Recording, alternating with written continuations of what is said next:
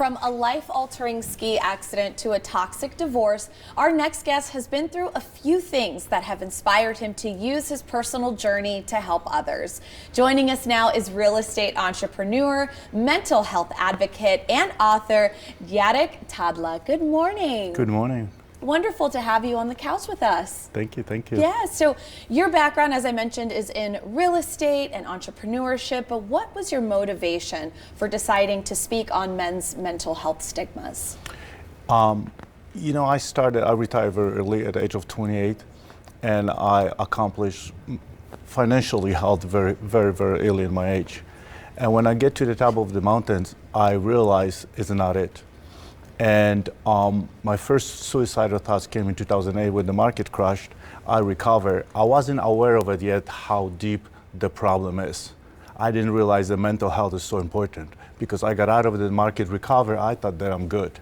Until 2020, after COVID, I realized how important it is, and I hit the bottom of the bottom, being on the top of the mountains. The whole society thought Jarek got everything figured it out, and Jarek didn't. They have voices in my head that was keep telling me that the struggle, and I was embarrassed to address the issues.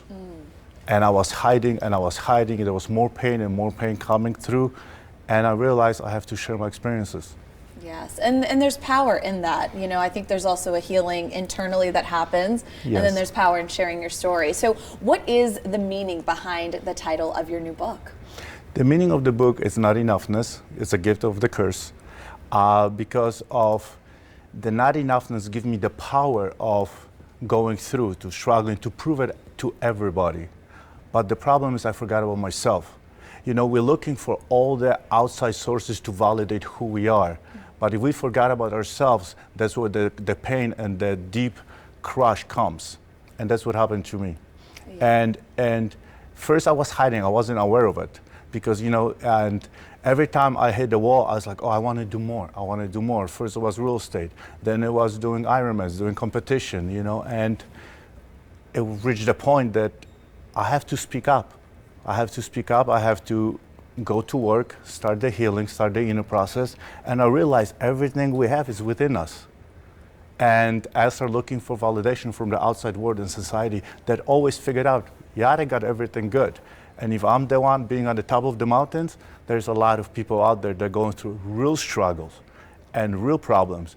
And I want to hear them, you know, I want to hear my voice, and I want to have all the men to have the voice to share the stories. Yes. And not be embarrassed, become vulnerable, and tell us, you know, because we don't give the expectation of society that by being vulnerable is being weak. We all both have the energy, feminine and masculine, and we don't have to hide behind it. And, you know, and we were talking a little bit about this earlier today, sort of during the break. And, you know, we were saying how vulnerability is a form of strength.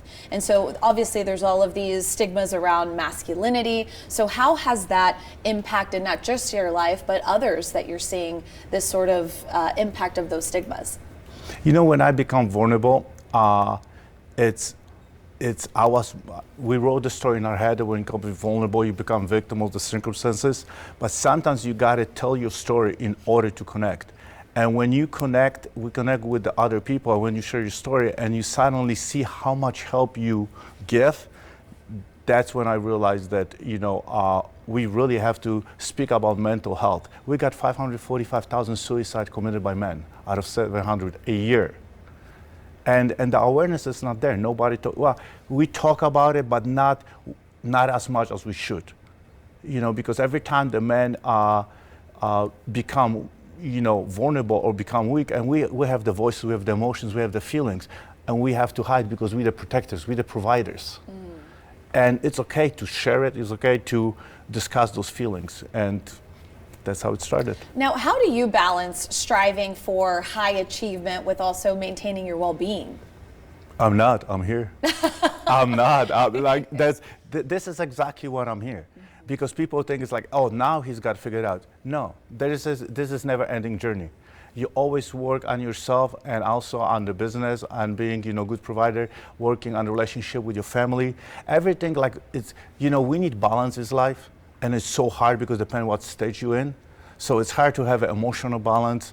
It's hard to have financial balance, health, mental health, emotional health, and relationship, and spiritually. Well, Jarek, there's so much more we could talk about if we had more time. Thank you so much for sharing your story, and I do think that you're going to help a lot of people with this new book. Jarek's new book is set to be released on September 3rd, so save the date and head to his website, JarekTadla.com, for more.